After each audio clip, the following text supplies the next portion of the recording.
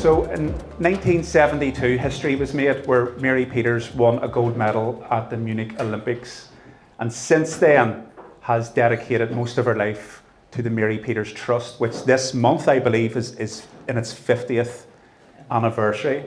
But before we begin, I think you would agree this lady deserves a very warm round of applause.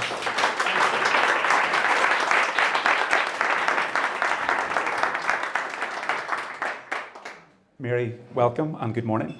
Thank you. Good to see you again. Yes, you too. I'm going to tell a quick story of how we met. So we met a couple of years ago at an event with Erin McConnell, and I had the absolute pleasure. It's one of the best things I've done this year was to be able to tell your story through a podcast.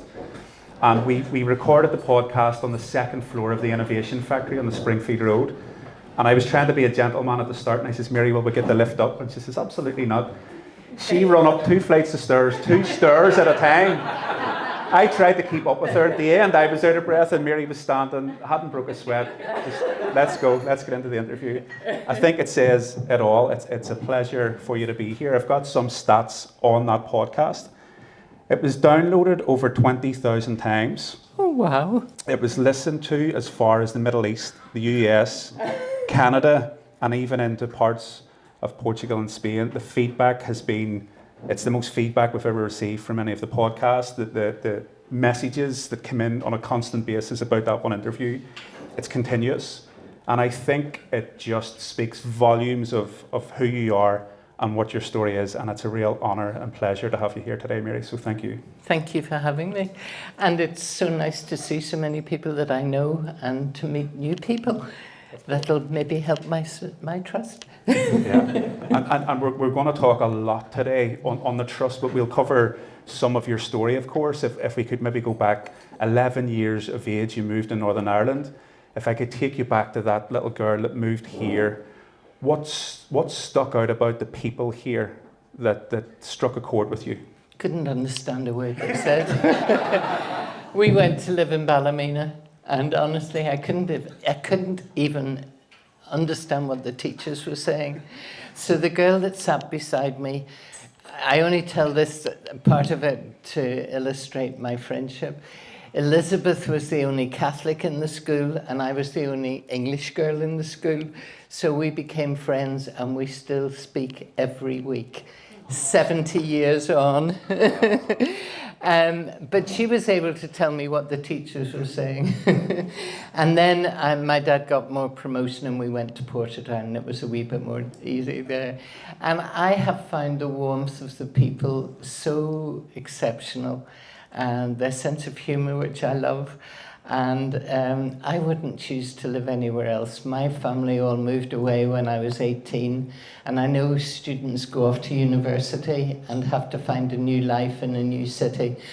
But I found the friendship made my life here so special. I love that, and when I've listened to the story that we recorded back, and I think on first glance it's the Olympic gold, but it's really a story of resilience, because Belfast, Northern Ireland, it was a much different society than what it is today, thank God. But give us an insight into when you started taking sports seriously, and we spoke about the fact that it was underrepresented by females. It was what is now the Mary Peters track was covered in potholes. I mean, you didn't have anything going your way. It's really a story of resilience and mindset that took you through. I had an older brother, 3 years older than me, so everything he tried to do, I tried to do better. And we're still competitive to this day, although he's 89 now. But because we were brought up during the war in England, we used to play in the fields behind our house, and my mum used to have races for our birthdays, and I used to win a penny, which was a lot of money in those days. You could buy a whole lot with a penny. In fact, my bus fare home from school was a penny, and instead of getting the bus, I used to buy the wafers for an ice cream, not the ice cream, just the wafer biscuits, or an OXO cube, and run home. And my teeth would be brown with the OXO cubes. And I used to try and beat the bus home. even as 6 or 7 year old. So I was always competitive, even against the bus. And I think when I went to Portadown College, the headmaster recognised that I wasn't very good at cricket, which I was playing one day, and he took me through to a field where the boys were doing athletics, and I met a coach there, and it all started from there. But most young people in sport now start at 11, 12. I was 16. And I just had opportunities. I met the right people along the way. I never had any money. I'm doing a memorial service for a lady called Thelma Hopkins, who was a world record holder in the high jump here. And she inspired me in the early days. And she took me to the British Championships when I was 16, and she was 19. And she knew all the boys on the British team, and I was so impressed that they all admired her and watched, and she jumped into taxis. I'd never been in a taxi before, and there were lifts in the hotel. It was all a new experience for me, and she took me for my first Chinese meal. And, you know, it was those difficult days that make today so special, because I can help other young people experience those things. We'll get on to the work that the Trust does. One thing that we both laughed at, we were talking about now, it's all around sports psychology and nutrition, but a couple of weeks before you went to the Olympics, 1972, you were smoking and drinking in the Europa Hotel with journalists from Belfast. I'm not proud of it, but I was a normal athlete. We used to rush to duty free to get cigarettes on the way to international meetings. But yes, 6 journalists took me to the Europa to ask me how they thought I was going to do in Munich, and I said, oh, I'm going to go and win the gold. And they went, huh? As I had 6 gin and tonics lined up. But it was my hobby. I worked full time. The Troubles were at their height. Over 500 people died that year in Belfast and surroundings. And I used to get the bus from the Antrim Road with a shot in one hand and starting blocks in my bag, and get to Queen's University from the Antrim Road. So I had 2 buses, and very often bombs would be going off. And I never turned back, I kept going. And yesterday I had a phone call from a journalist in Dublin, and he has been speaking to the man, one of the soldiers who survived in a shooting beside my apartment on the Antrim Road.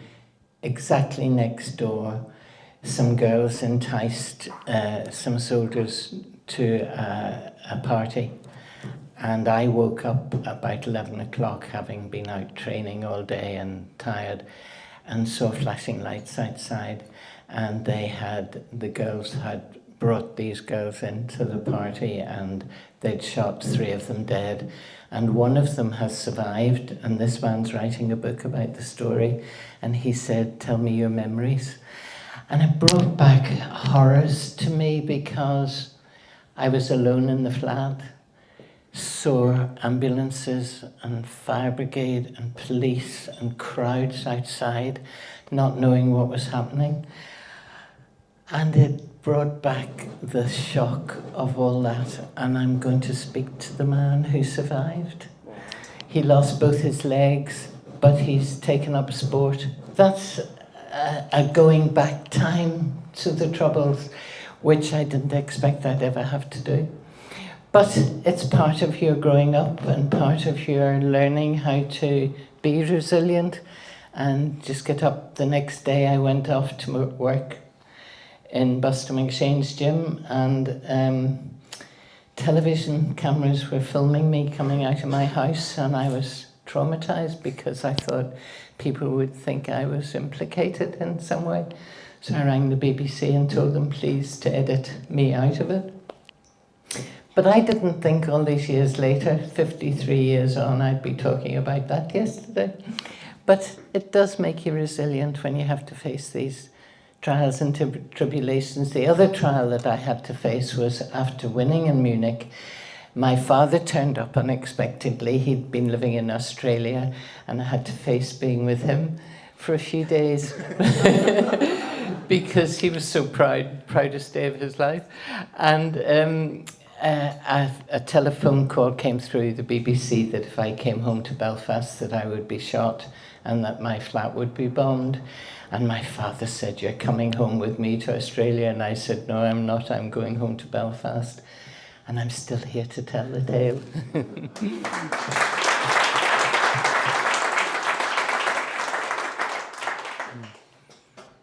I want to take you to Munich, the Olympics. Before you boarded the flight, you've done so much for women in sport because you didn't have the funding, the facilities were substandard compared to the guys. You really changed that narrative and you refused to give a mile with how you were treated. You had mentioned before that people here were like, "Oh, it's just this girl from here, she's not going to do anything." You faced the favourite, who was the West German girl, if I've got that correct. Heidi Rosendahl. Yeah, and talk us through, because one thing I love from our previous conversation, you said that you went and found her in the Olympic Village and watched her, and whatever she done, you said, "I'm going to beat her." The way she was standing or how she was carrying herself. It was actually the East German who was third in the competition, and she was European champion, and I'd read about her, and I thought, I knew Heidi well, but I didn't know the Big Linda. And I did go and find her in the village, and I saw that she didn't look honed and ready for competition. And I thought, yeah, I can get you. But Heidi was the poster girl of those Olympics because she was living in Munich. And we had competed a number of times before. And we were good friends, but rivals. And I beat her out of 5 events over 2 days by 1/10 of a second. It's like a whisper. And 3 years ago, she came with her husband and we celebrated a week in Belfast, celebrating the 50th anniversary. And Jim Neely was interviewing me one day and he said to Heidi, "Have you forgiven Mary for beating you?" And she said, "No, I haven't." But we're good friends, and I think that's what sport's all about. Now it's about money, but to me it's the friendships and the opportunities that it gave me that are much more important. But the money's important now for the trust, and every penny that I receive goes straight into the trust. And I went, in my podcast, I talked about going to New York for Christmas. Well, that was a holiday. But a few days before I went, I got a message to say if I would go to Washington, D.C. on the 8th of January, they'd give me $10,000 from the Irish-American partnership. So, I got a flight to Washington and had a lovely breakfast with them. And they were over last week with 40 golfers from America. And guess what? They gave me another $10,000. So I have a very special life of opportunity. But the great thing is we can help all these young people realize their dreams. And it puts smiles on all of your faces when they do well. And one of our earlier recipients is here today, Johnny Davis, when he was training for the 82 Olympic Games in Barcelona. He came and trained.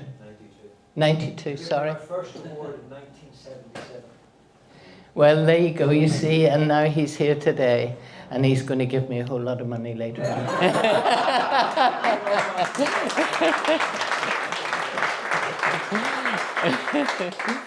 No, we have Olympic, Paralympic, European, world. We got a bronze medal in the Worlds last week with Kate O'Connor. We got 4 golds, 2 silver and 2 bronze in Paris last year from our early recipients. What happens when young people are at school or getting on the ladder to success. They've no money until they reach a standard of eliteness where they can get lottery funding and sponsorship. So we help them from that age of being nobody and having nothing to helping them get on that ladder. And then we had a celebration for our 50th anniversary earlier in the year in the City Hall, Paul. And Rhys McClenahan came along, and of course he's such a star now. And he wasn't scheduled to speak, but he jumped up and he said, I want to tell you that it wasn't only the money that Mary gave me, but the trust she had in me that I was going to be a success. And that's how we help, as you help the people that you deal with, Paul, and I'm inspired by your story. But sport, you know, when Rory does well, don't we all smile when the Ulster rugby team do well? And we have so much success in this country that one of the things that I would like to have in the future before I die, and I haven't got too long left, is to have a museum to celebrate those lives, because we must not forget those that went before and inspired new generations. So if anybody knows anybody out there with a lot of money. I think we're all sports fans. Sports unites people in a way that many other things can't. We've a lot of great athletes in the room. Jamie Conlon, Jane Adams, Richie Donnelly, Where's Johnny. Jamie? Oh, I didn't even see you. Good to see you. It provides people with memories. You know, we all have memories. Whatever your sport is, you remember an All-Ireland final, a boxing show, a football match. Talk us a little bit about the trust, because when you go onto your website, there's testimonials from Rory McIlroy, Card Frampton, Michael McKillop, who's a great friend. I mean, talk us through the work that the trust has done this last 50 years. We've helped nearly 5,000 young people. We give 150 bursaries every year. And we get the greatest joy about seeing them as our ambassadors travelling the world, representing Northern Ireland and giving a good image of this part of the world that had so much devastation in the past. And I feel so proud when we read all the bad news about what young people are at and the drugs and the drink and all that. We have more young people doing positive things than anywhere else in the world. And we, with our results in Paris, we were top of the medal successes per head of population in the world. Now that's, for 1.7 million people in this small part of the world, that's a great credit to the population. It's remarkable. I remember one comment off the back of your podcast that says, this is a story of one woman who discovered her potential and then lived the rest of her life helping others unlock theirs. And I think that's really what the trust does. It gives people support when they don't have it. Yes, like Paul does. He helps his community. But I have one member of staff who runs my charity, my chief executive, Gillian Hetherington, and it wouldn't work without her doing all the work. I just go and collect the money. Funny, you hear often, I'm busy, and to get Mary here, I've been speaking with Gillian before the podcast. It was Gillian, what day? And she was like, well, she's in Washington this week. She was in the Balmoral having her lunch. That night you were in Holy Trinity Boxing Club and Turf Lodge. The next night you were down with the girls' football team. Where do you get the energy from? Where do you get that drive and ambition from still at this age? A healthy lifestyle. I don't smoke anymore. But I do drink occasionally when I'm in the Balmoral Hotel. I just think I'm very fortunate that I've retained my health and strength. I'm 86 now, and I know that I'll be slowing down in a few years, but while I can, I will. I'll help any young person realize their dreams.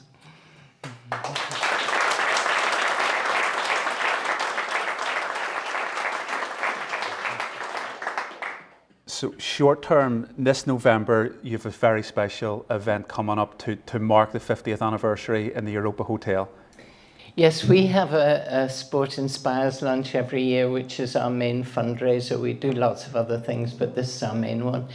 And it's the 21st of November. We've still a few tables like Paul has for his ball.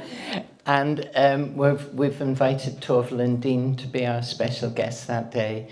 And one of the reasons is they're great friends of mine and we've retained friendship all the years. But it's their 50th anniversary. They've just retired from 50 years of ice skating. So we thought it was a nice link with our 50th anniversary. And it's maybe, I suppose, a call to people in the room that want to join you for lunch that day. There's a lot of athletes that have been beneficiaries of the Mary Peters Trust. They're going to be there, kind of meet and greet and questions with them. But it's much more than that. It's supporting the next generation. It's giving business owners an opportunity to increase the ripple effect that the Mary Peters Trust has. Absolutely. You know, sport isn't a sexy charity. You know, there's so many charities, particularly cancer and people deprived of food and so on. But sport does do good in this community, and I love to see them progressing and doing well. Mary, your passion for sport's obvious. What sporting people that's went through the trust have given you the best memories over the last 50 years? Well, Carl Frampton's one of them. I'm an honorary steward of the British Boxing Board of Control.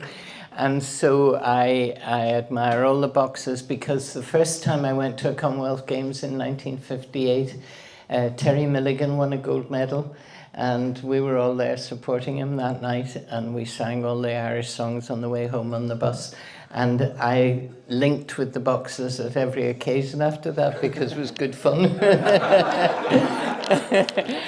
And there's a boxer, Paddy Maguire, who's a great pal of mine, and we went to the Commonwealth Games in 1966.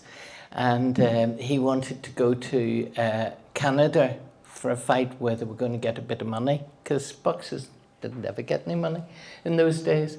And the team manager said no, they were going home. And they came to me and asked, would I be their spokeswoman? And, and I went and talked to the team manager and said, look, these guys need a bit of a chance to get another opportunity to fight. And they got going, so Paddy and I have been friends forever. And we've just set up a photographic competition in memory of our beautiful friend, God, his name, Hughie Russell, you know, Ginger, who was at the Moscow Olympics when he was competing for Ireland, but I was team manager of the British team, and he kept winning his fights until he got through to the bronze medal, won his medal, and hadn't time to spend the $5 a day we used to get as pocket money. $5 a day. Anyway, he said he was, somebody said to him, what did you spend your money on? And he said, oh, I'm going to have a party for the family when I go home to celebrate my medal. And they said, you can't spend Russian money in Belfast. So he bought a camera at the airport with the money. And he became the leading photographer for the Irish News. But the night he did have a party, and that night he met his wife. And Hughie Russell, his son, and the trust are having a photographic competition in his memory because he was a great pal of mine and of the trust. A lovely story, Mary. I think we love your story, read your books and hear people talking about the impact that you've had on them in 1972 and beyond. But have you sat down and kind of reflected, do you take stock of your achievement and the impact you've had on this city and beyond?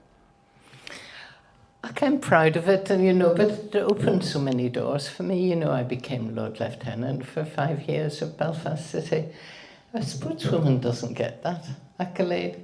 And when I went to Windsor Castle, where you go for your instructions, I met this lady and she said, where are you from? And I said, I live 8 miles from Belfast city centre in a little gate lodge. And she said, "Och, I know what you mean. We've just moved into the West Wing." And now I'm a Lady of the Garter, and I walk through the Windsor Castle to St George's Chapel, where my banner hangs above my stall, and I pinch myself and think, what am I doing here? But I'm representing all of you and the city of Belfast with the greatest of pride.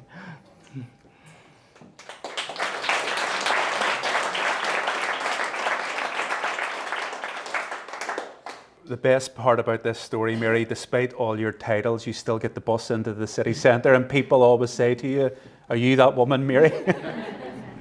And I'll say sometimes, "Might be," or "It's my sister." But I have the greatest conversations. But I must tell you where Gillian and I are going on Sunday.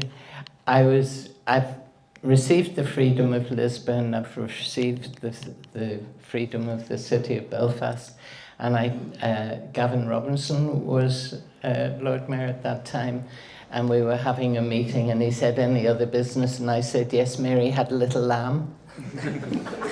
And he said, "No," and I said, "Yes," and we took the sheep down Royal Avenue. So on Sunday, we have received the freedom of the City of London, and we're going to take the sheep across London Bridge on Sunday morning.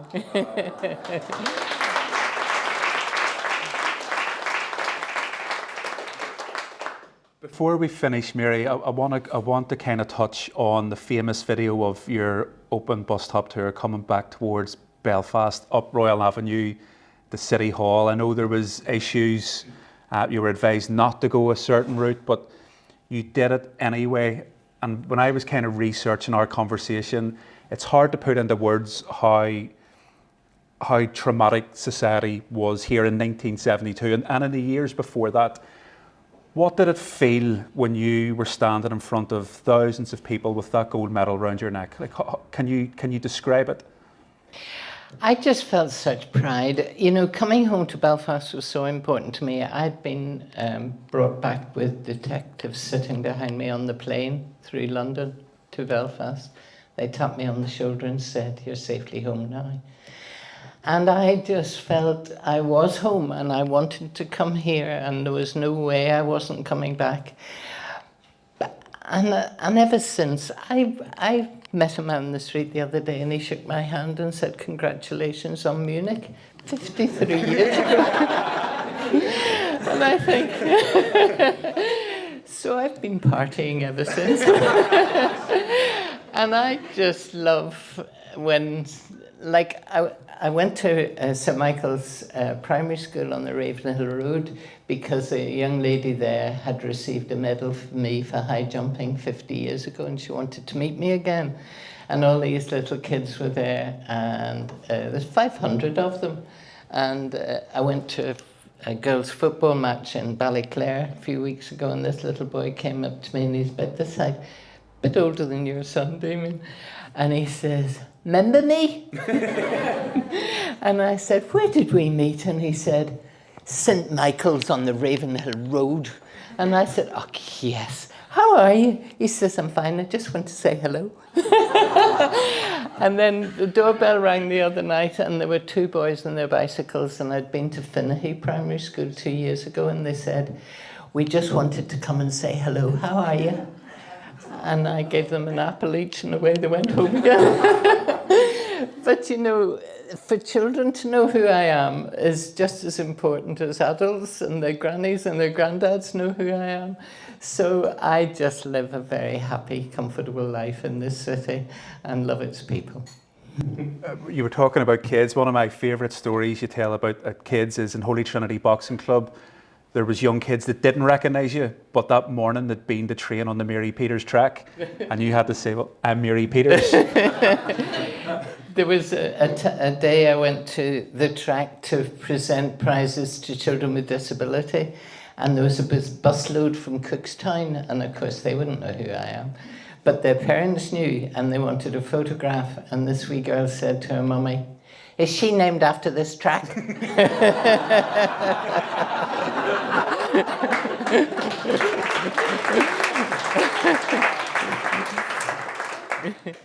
And you mentioned my autobiography. You know, I wrote one when I retired from athletics, and I called it Mary P. And when I was writing one to celebrate my 50th anniversary, I wanted to call it Mary P's again. But they thought it wouldn't be quite dignified enough. There's not much of it dignified. I mean, it's been gin and tonics, smoking. Mary, you've given so much to this city. You've given so much to the people here, from hope, inspiration. You've changed the narrative of the game for females in sports, of people of mixed abilities in sports. How can the people in the room give back and support the Mary Peters Trust moving forward? Just their love and their interest in sport, and if they have a few coins in their pocket, it all goes to helping the next generation. Mary, this event was sponsored by a local business called Genesis Bakery, and they wanted to give back. They wanted, I suppose, to show you an appreciation of what you've done. The CEO, Michael, sitting beside you, but we have a little surprise for you. We're going to present you with a little gift on behalf of everyone in the room and via Genesis Bakery. So, Michael, if you would do the honours, please.